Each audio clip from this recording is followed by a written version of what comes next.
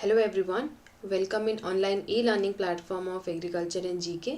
सो आज के सेशन में हम आपका जो इंट्रोडक्शन है एज वेल एज जो आपकी हिस्ट्री है किसकी, जेनेटिक्स एंड प्लांट ब्रीडिंग की, उसको डिस्कस करेंगे। ठीक है, आज के सेशन में हम आपके जेनेटिक्स के बारे में एक्सप्लेन करेंगे। जितने भी जेनेटिक्स में आपके साइंटिस्ट आए हैं जिन्होंने नई नई डिस्कवरीज करी हैं या कुछ इन्वेंट किया है, उन सब के बारे में हम पढ़ेंगे। ठीक है, सिमिलर वे से जो प्लांट ब्रीडिंग है इसमें भी जितने आपके जो आपका इंट्रोडक्शन है एंड जो हिस्ट्री है उसको डिस्कस करेंगे। ओके, सो स्टार्ट करते हैं हम हमारे आज के सेशन को with our first slide. Okay, so the first is introduction. अब इंट्रोडक्शन में हम क्या पढ़ेंगे, साइटोलॉजी। सो सबसे पहले टर्म आती है साइटोलॉजी।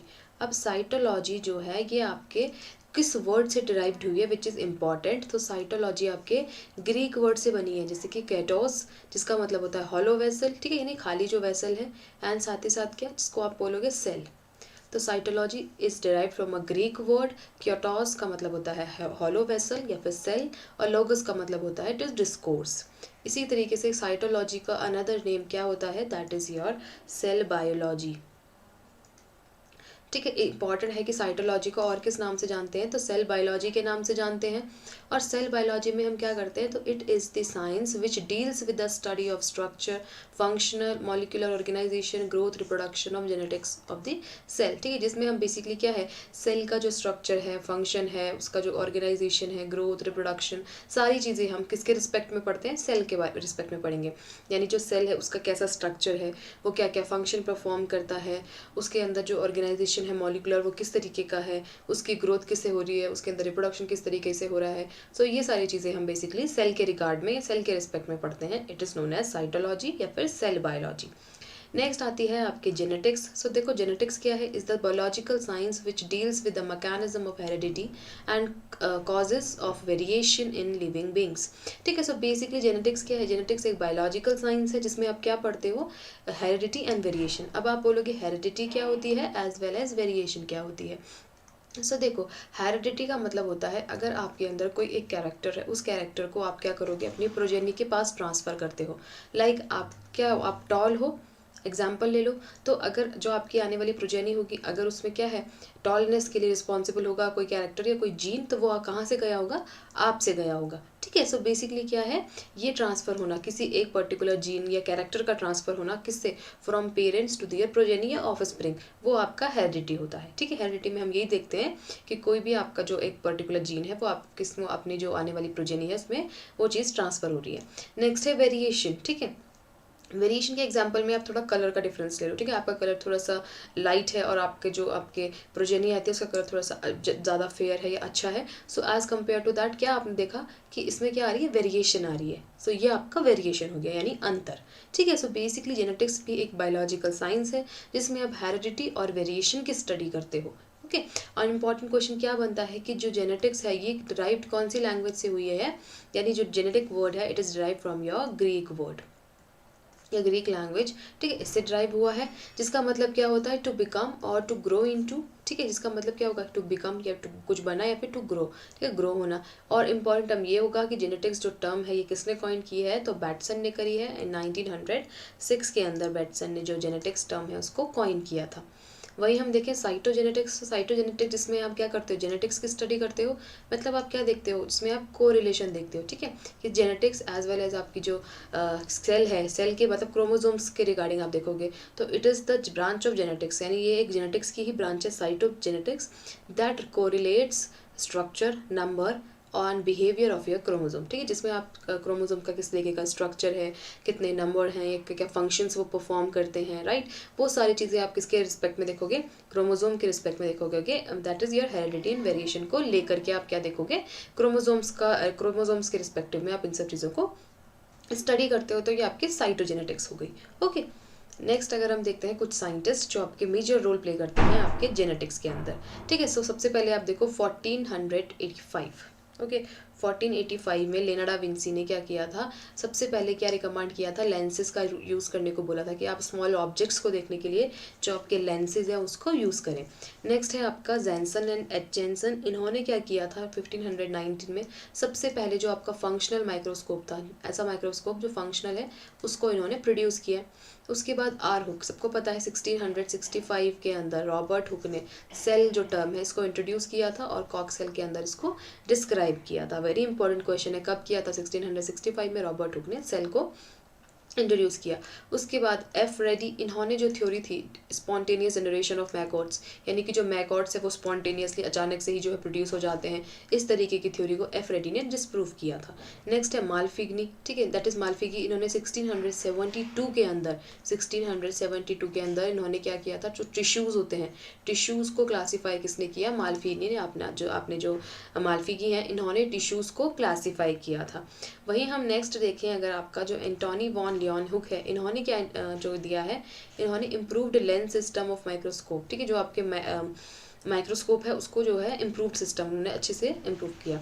एन क्रियो के ने क्या किया था, ब्लैडर या फिर पोर्स बताए थे, जो आपके वुड या पिथ होती है इसके अंदर जो ब्लैडर्स या मतलब पोर्स वगैरह है, एन क्रियो ने आपके 1682 में बताए थे।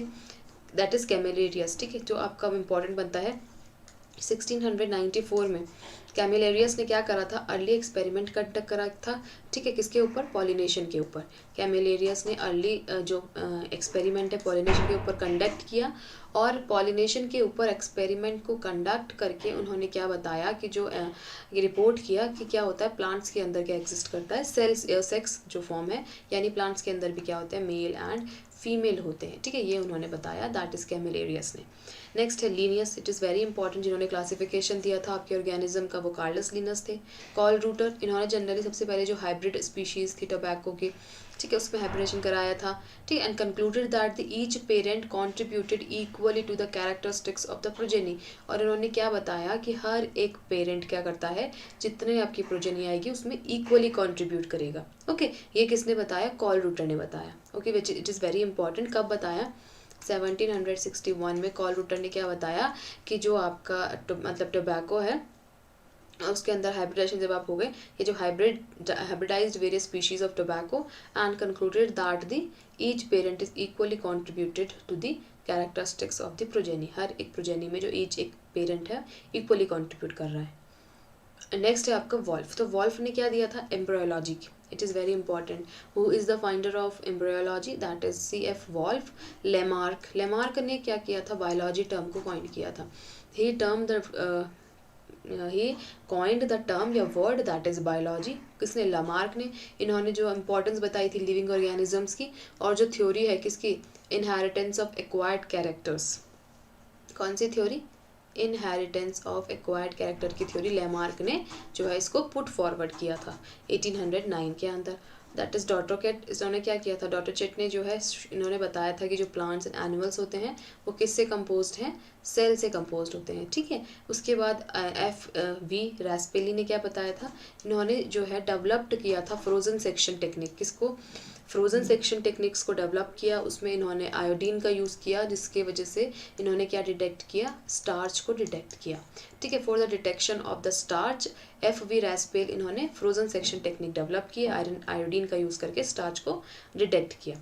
वॉन मोली ने क्या किया था, इंपॉर्टेंस बताई थी प्रोटोप्लाज्म की, ठीक है, जब आपका प्रोटोप्लाज्म में सेल डिवीजन होता है उसके बारे में बताया।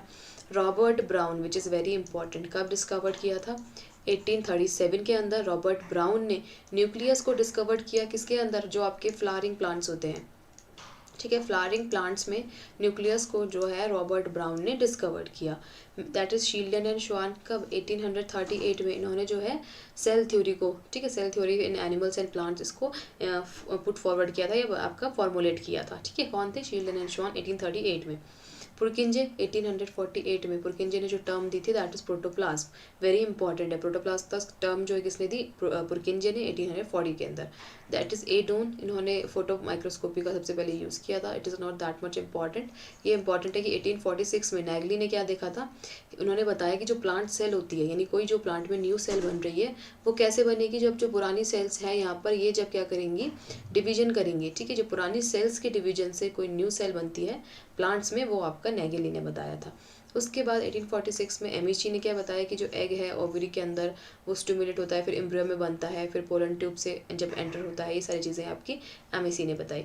Are Virchow, this is very important, 1858 में आर विशो ने क्या बताया कि जो एनिमल सेल है वो भी, अगर कोई न्यू एनिमल सेल बन रही है तो वो भी आपकी जो आपकी प्री एग्जिस्टिंग सेल है, ठीक है, प्री एग्जिस्टिंग सेल जब क्या होगी, बेसिकली डिवाइड होगी या उसमें डिवीजन होगी तो आपकी क्या बनती है, न्यू सेल बनेगी।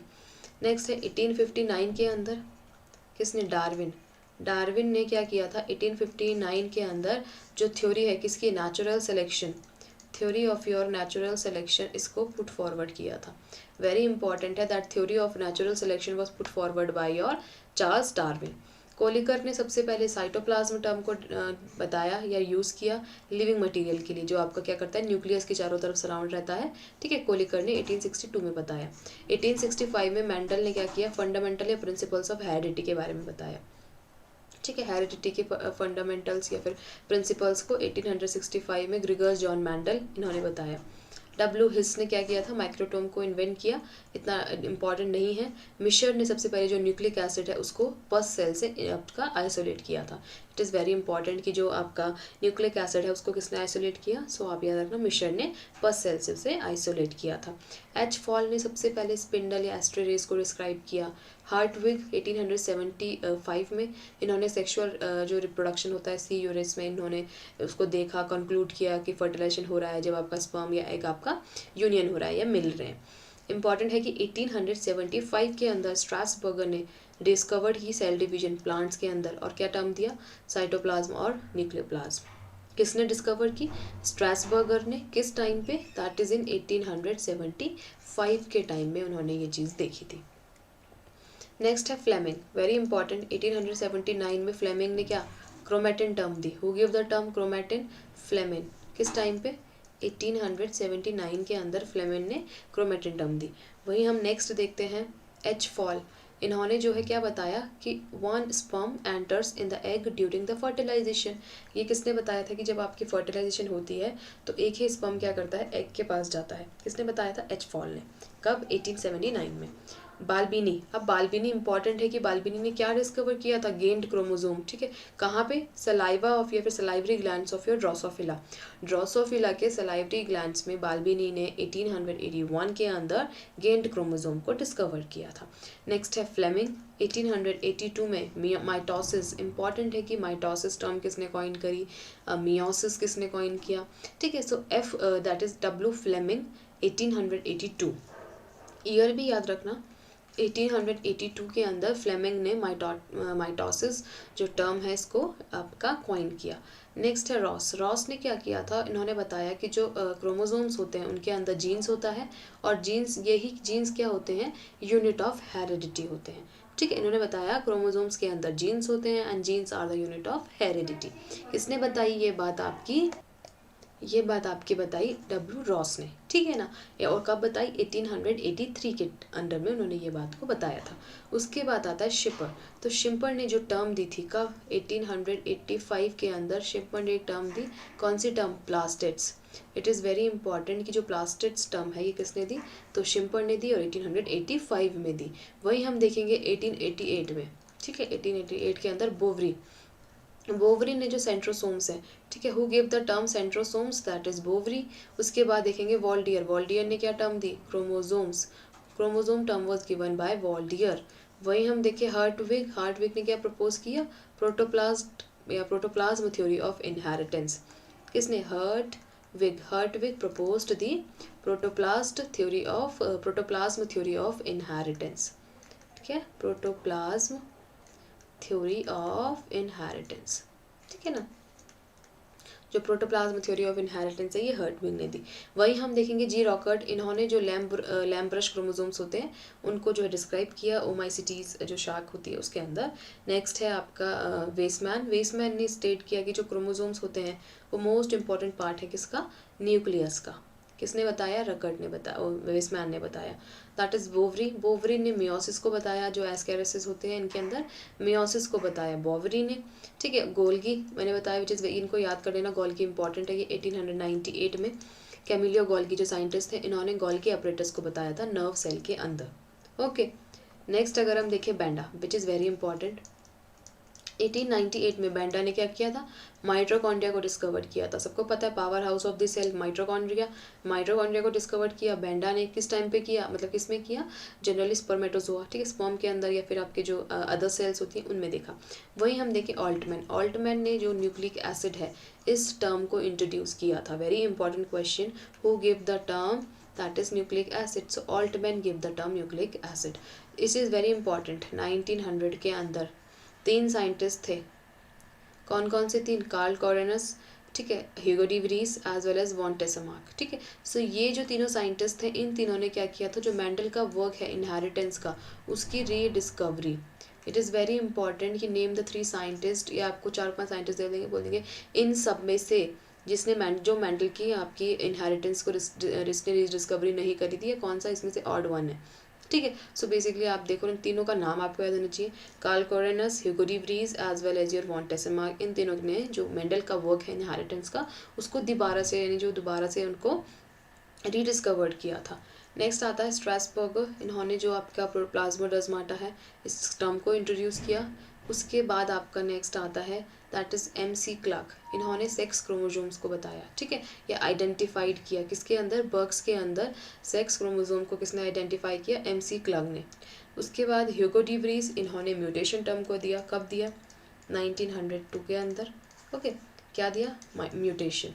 सूटन एंड बॉवरी, इन्होंने क्रोमोसोमल थ्योरी प्रपोज की। वेरी इंपॉर्टेंट क्वेश्चन है कि सूटन एंड बॉवरी ने कौन सी थ्योरी प्रपोज की थी, तो क्रोमोसोमल थ्योरी प्रपोज की थी। और उन्होंने क्या आइडेंटिफाई किया था कि क्रोमोसोम्स क्या है, जेनेटिक मटेरियल का कैरियर है, यानी जो जेनेटिक मटेरियल ट्रांसफ़र होता है पेरेंट से ऑफस्प्रिंग में जाता है, ठीक है, कोई भी जेनेटिक मटेरियल हो गया, जीन जो जनरली जाते हैं, तो वो कौन ले जाते हैं, क्रोमोसोम्स ले जाते हैं। किसने बताया, सूटन एंड बॉवरी ने। कब दिया था, 1902 के अंदर। 3 में जो वॉल्डियर हैं, इन्होंने क्या प्रूव किया कि centromere are the chromosomal regions with which spindle fibres being associated during the mitosis.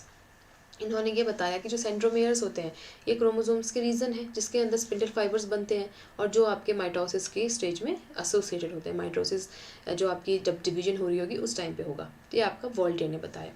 Next अगर हम देखते हैं LC दैट इज़ L क्यूनॉट, इन्होंने जो लीथल जीन को अफेक्ट, मतलब इन्होंने बताया या डिस्कवर्ड किया जो लीथल जीन है जो किसको अफेक्ट करता है, कोट कलर को। माइस के अंदर जो कोट कलर होता है उसको इफेक्ट करता है लेथल जीन या लीथल जीन, तो आपका क्यूनॉट ने डिस्कवर किया या बताया, ठीक है, कब, 1905 में। उसके बाद फार्मर एंड म्यूरी ने जो टर्म है मियोसिस, वेरी इंपॉर्टेंट है। मियोसिस टर्म किसने दी, फार्मर एंड म्यूरी ने 1905 के अंदर इस टर्म को कॉइन किया। बैटसन ने, मैंने बताया, जेनेटिक्स टर्म को दिया था और जो कॉन्सेप्ट है एली का ये आपके बैटसन ने बताया था। उसके बाद बैटसन एंड पुनेट ने क्या बताया था, जेनेटिक लिंकेज बताई थी किसके अंदर, स्वीट पी के अंदर, जो आपकी मीठी वाली मटर होती है उसके अंदर, that is Bateson and Punnett, इन्होंने क्या बताया, जेनेटिक लिंकेज को बताया। उसके बाद आता है Johnson. Johnson is very important. 1906 में जॉनसन ने जो टर्म दी थी, 3 टर्म दी हैं, जीन, जीनोटाइप एंड फिनोटाइप, किसने दी है, जॉनसन ने दी है 1906 के अंदर। वहीं बैटसन ने क्या दिया है, epistasis term. Who give the term epistasis, so basically आपके जो बैटसन है इन्होंने इस टर्म को दिया है। कॉरेंस, इन्होंने साइटोप्लाज्मिक इनहेरिटेंस बताया किसके अंदर, दैट इज़ मिराबिलिस जैल्पा, ठीक है, किसने बताया, कॉरेंस। कॉरेंस ने मिराबिलिस जैल्पा के अंदर क्या बताया, साइटोप्लाज्मिक इनहेरिटेंस बताया 1909 के अंदर। जैनसन ने इंडिकेट किया कि जो चेस्माटा प्रोड्यूस्ड होता है किसकी वजह से, जब आपका एक्सचेंज होता है non system chromatids of homologous chromosome, ठीक है, जो आपके नॉन सिस्टम क्रोमेटिड्स है वो एक्सचेंज होते हैं होमोलोगस क्रोमोसोम्स के, तो आपका चेस्माटा फॉर्मेशन होती है, ठीक है, प्रोड्यूस होते हैं, ये आपका जैनसन ने आपका बताया था 1909 में।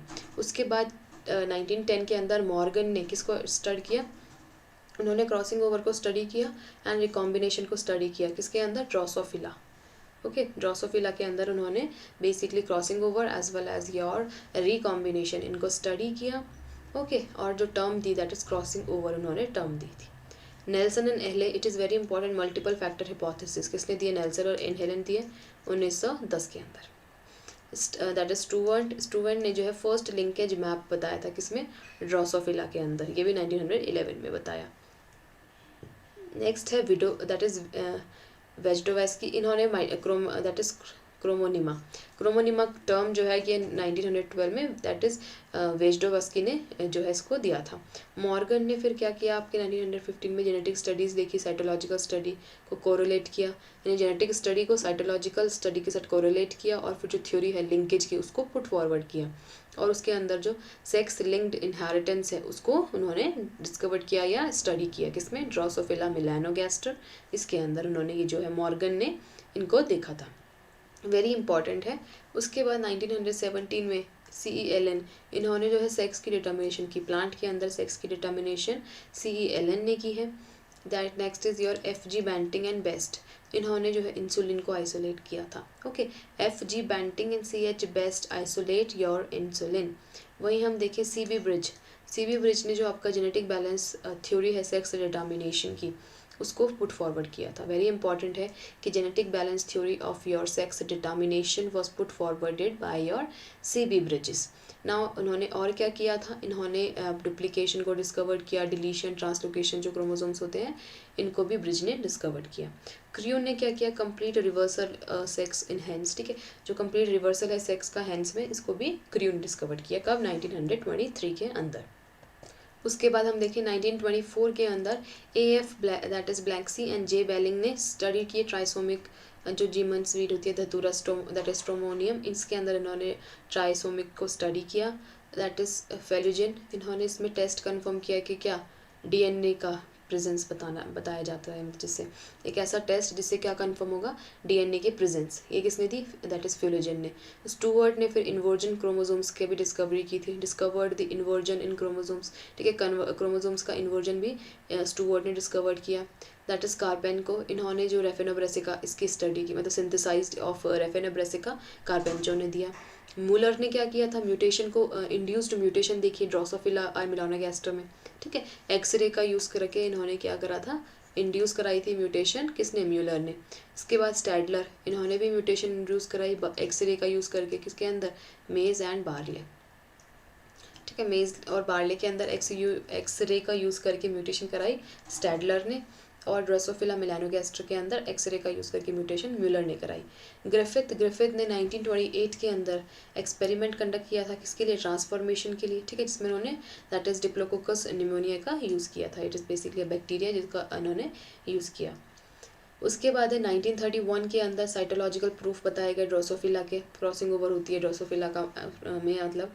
उसके बाद कैरिंगटन एंड MC क्लिंगटन इन्होंने साइटोलॉजिकल प्रूफ दिए क्रॉसिंग ओवर के मेज में। नॉल एंड रस्का ने 1932 के अंदर इलेक्ट्रॉन माइक्रोस्कोप डिस्कवर किया। वेरी इंपॉर्टेंट है कि इलेक्ट्रॉन माइक्रोस्कोप सबसे पहला किसने, नॉल एंड रस्का ने डिस्कवर किया था 1932 में। रॉड्स ने सबसे पहले साइटोप्लाज्म में मेल स्टेरिटी को देखा था कॉर्न में। ओके, किसने देखा था, रोड्स ने साइटोप्लाज्म में स्टेरिटी को देखा 1933 के अंदर कॉर्न में।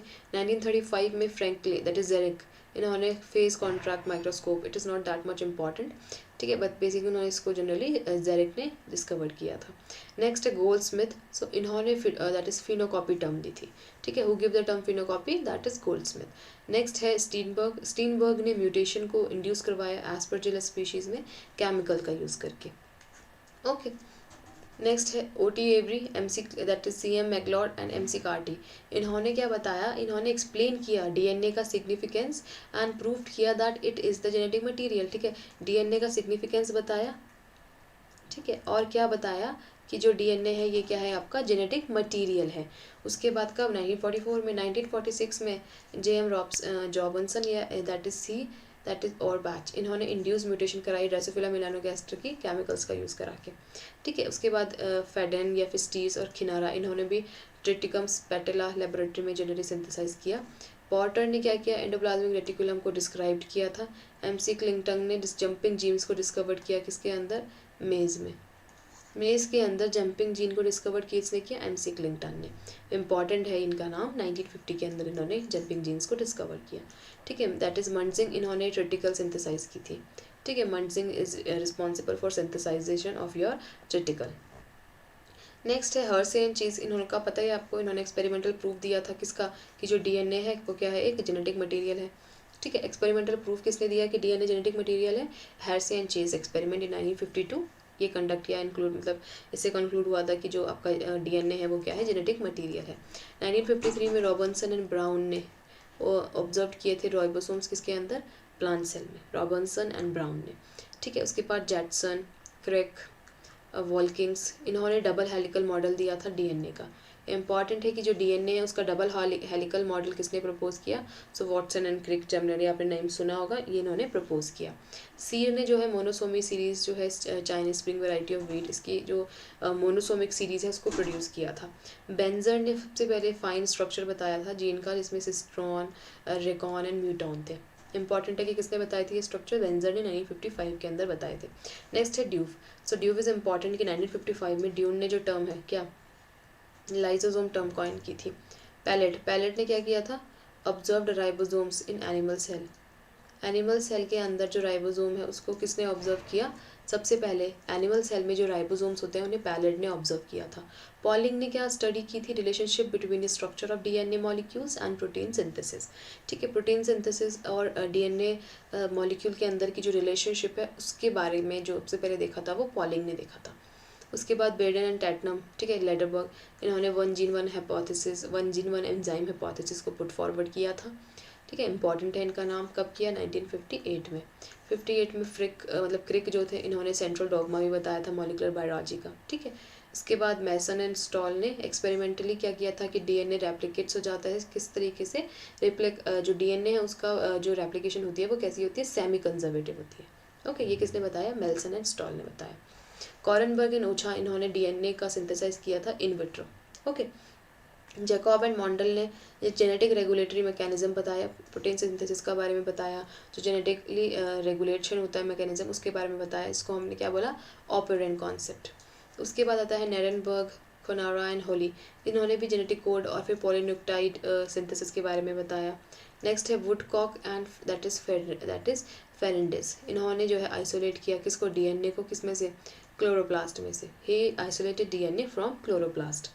Now Claude, Palade and Duve, इन्होंने भी डिस्कवरी की थी सेल ऑर्गेनेलीज या फिर इलेक्ट्रॉन माइक्रोस्कोप की। क्या ओके, क्या डिस्कवर किया, सेल ऑर्गेनेलीज को किस तरीके से इन्होंने डिस्कवर किया, इलेक्ट्रॉन माइक्रोस्कोप के थ्रू।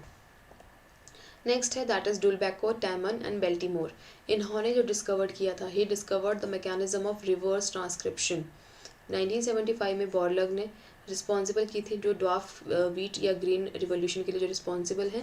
ठीक है, इन्होंने ड्वार्फ वीट की वैराइटीज़ लेके आए थे या जो भी इन्होंने किया था, जो जिसमें जो मेजर इंपॉर्टेंट रोल इनका रहा है ग्रीन रिवोल्यूशन के लिए। ओके, दैट इज़ नॉर्मल बॉर्लग, सबको पता होगा इनके बारे में तो।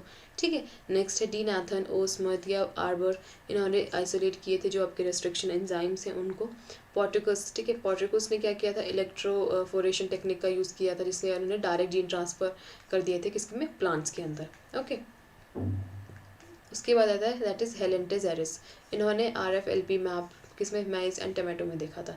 ही develop the RFLP map, important है। ओ ने क्या किया था, इन्होंने स्टडी की थी जीन के एक्सप्रेशन को, एंजाइम लूसीफेरेंस टोबैको सेल के अंदर। फिशऑफ ने insect resistant transgenic tomato plants को डेवलप किया था किसके, BT जीन के साथ जो क्या है इंसेक्ट से रेजिस्टेंट है।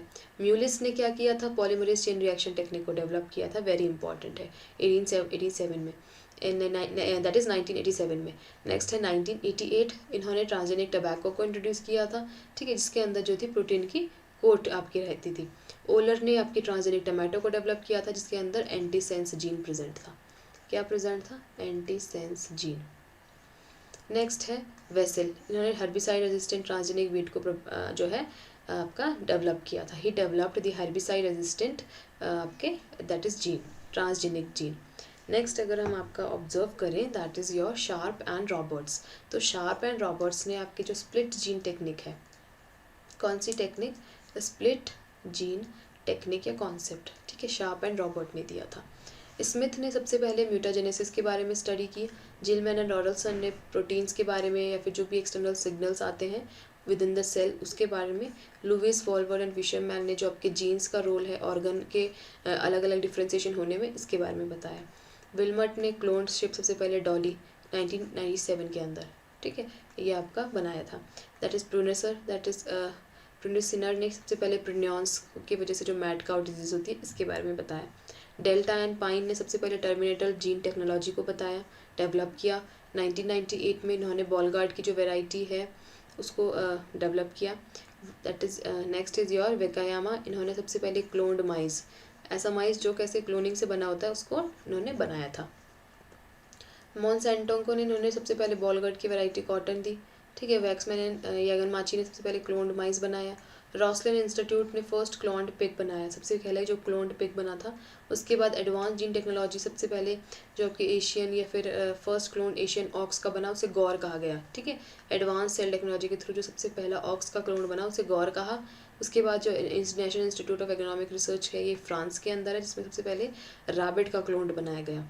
उसके बाद है टेक्सास की जो यूनिवर्सिटी है, इन्होंने सबसे पहले जो कैट का क्लोन बनाया जिसका नाम सीसी रखा। ओके, सो ये आपके थे बेसिकली जेनेटिक्स की जितना इंट्रोडक्शन एज वेल एज आपकी इतनी बड़ी या ब्रीफ में मैंने हिस्ट्री बता दी है। इंपॉर्टेंट सारे काफ़ी जो साइंटिस्ट हैं, मेजर साइंटिस्ट हैं जिन्होंने मेजर ही जिनका रोल रहा है जेनेटिक्स के अंदर। नेक्स्ट है प्लांट ब्रीडिंग। सो प्लांट ब्रीडिंग क्या है, एक ऐसी आर्ट है या साइंस है जो हमें क्या बताती है, to change the genetic architecture of a plant to attain a particular objective, ठीक है। जिसमें हम क्या करते हैं, हमारे पास एक पर्टिकुलर ऑब्जेक्टिव होता है कि हम प्लांट ब्रीडिंग के थ्रू क्या करते हैं, उस प्लांट में चेंज करते हैं उसके जेनेटिक मटीरियल में।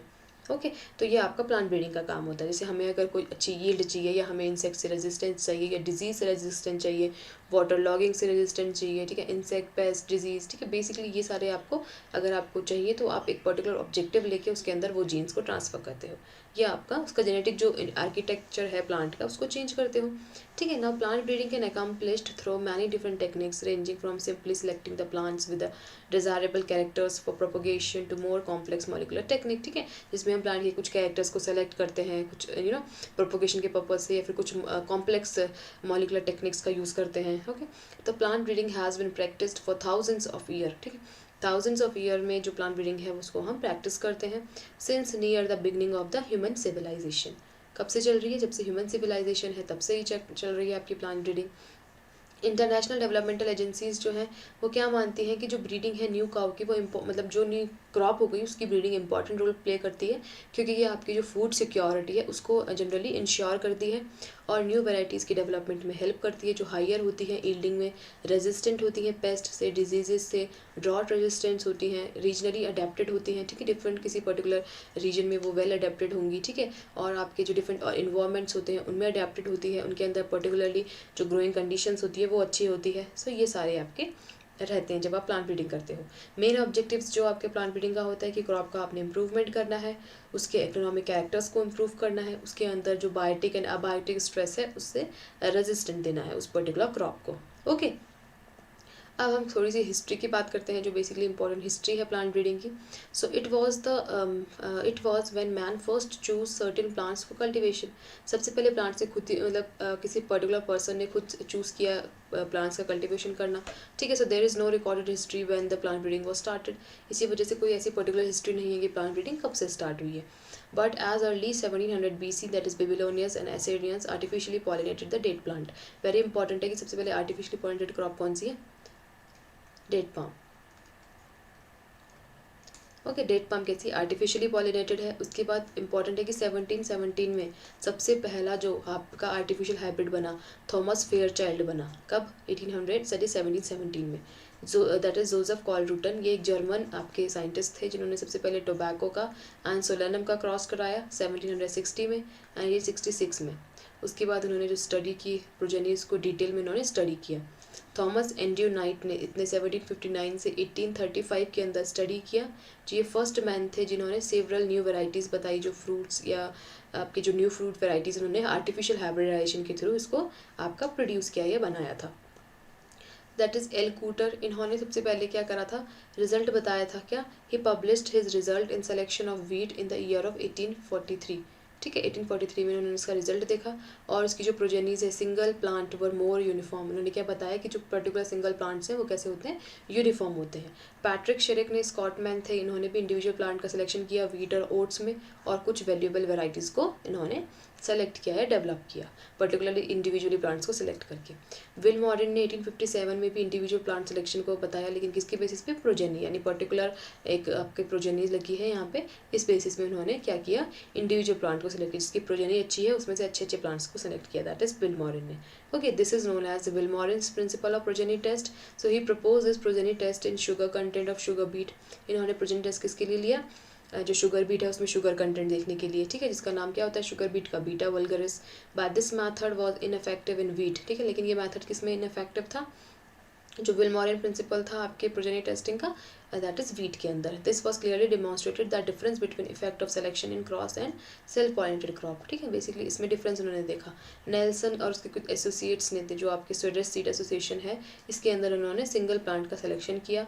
1930 में जॉनसन ने प्योर लाइन थ्योरी को प्रपोज किया, विच इज़ वेरी इंपॉर्टेंट, जिसमें उन्होंने क्या देखा कि जो प्योर लाइन है प्रोजेनी की, जो single cell fertilised homozygous plant है, ठीक है, single cell fertilised homozygous plant को उन्होंने जो है सेलेक्ट किया, और उसके बाद उन्होंने क्या किया, थ्योरी को बताया इस बेसिस पे। किसके ऊपर उन्होंने किया थी, चाहिए आपकी pure line theory, that is Phaseolus vulgaris के ऊपर। शुल ने वर्क किया था मेज के ऊपर, उसके बाद इन्होंने हाइब्रिड मेज प्रोग्राम को डिस्क्राइब किया, ठीक है, इनब्रीडिंग के अंदर। 1960 में नॉर्मल बॉर्डिंग को जो है मैक्सिकन सेमी डॉफ वेराइटीज़ जो आपकी ग्रीन रिवोल्यूशन के लिए मोस्ट इंपॉर्टेंट है, ठीक है, इन्होंने वीट की, ठीक है, जिसका जो उन्होंने पर्टिकुलरली बोलेंगे जो डॉफिंग जीन जो आइसोलेट किया था वीट के लिए, वो नॉरिन 10 जो वेराइटी है यहाँ से किया था। ओके, नेक्स्ट है मैक्सिकन ड्वार्फ वीट को फिर इंट्रोड्यूस कराया गया इंडिया में, MS स्वामीनाथन जी ने जो है इंट्रोड्यूस कराया था, ठीक है, जो आपकी हाई यील्डिंग वेराइटीज़ थी, है ना, उसकी वजह से कल्याण सोना, सरबती सोना, ये सारी डेवलप्ड हुई। राइस में भी ड्वार्फ जीन को इंट्रोड्यूस किया, दैट इज़ DGOG जीन, ठीक है, from a tall rice variety, Taiwan से जनरली इसको लाया गया था, ठीक है, एंड राइस ब्रीडिंग इंस्टीट्यूट में इसको यूज़ किया गया, दैट इज़ IRRI में जनरली इसको किया। उसके बाद 1965 के अंदर क्या wonder rice IR8 was released, ठीक है, जो वंडर राइस था IR8 इसको 1965 में रिलीज़ कर दिया गया। उसके बाद शुगर केन के लिए जो है barber and that is Venkataraman को क्या दिया गया था, इन्होंने नोबलाइजेशन किया था शुगर केन का, जिसके लिए इन्हों क्या मिला था, बेसिकली इनको जो है नोबल प्राइज़ दिया गया था, ठीक है। सो दैट इज़ योर किसका था ये, आपके प्लांट ब्रीडिंग का बेसिक आपके हिस्ट्री एंड आपके जो इम्पॉर्टेंट इंट्रोडक्शन था उसके बारे में हमने पढ़ा। So that's all for today, thank you for watching this video. I think जितनी भी चीज़ें हैं आपको क्लियर रही होंगी। So thank you everyone.